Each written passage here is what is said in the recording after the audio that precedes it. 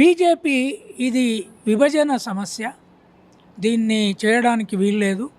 నరేంద్ర మోడీ కూడా దేశంలో రెండే కులాలు ఉన్నాయి, ధనవంతులు బీదోళ్ళు అని చాలాసార్లు మాట్లాడు. ఇప్పుడు సడన్గా ఒక యూటర్న్ తీసుకొని వచ్చే జనాభా లెక్కలలో కులగణన చేస్తామని నిన్న క్యాబినెట్ పొలిటికల్ కమిటీ ప్రకటించింది.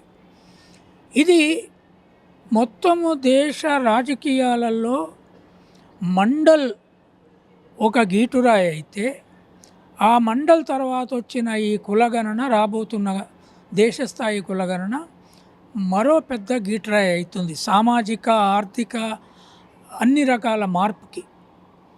దీనివల్ల ప్రయోజనం ఏం జరుగుతుంది అంటే, కుల వ్యవస్థ దొంతరలతనాలు బలహీనపడి, దీనివల్ల ఏ కులమో ఇంకో కులం మీద దాడి చేసే ప్రక్రియ కాదు ఇది.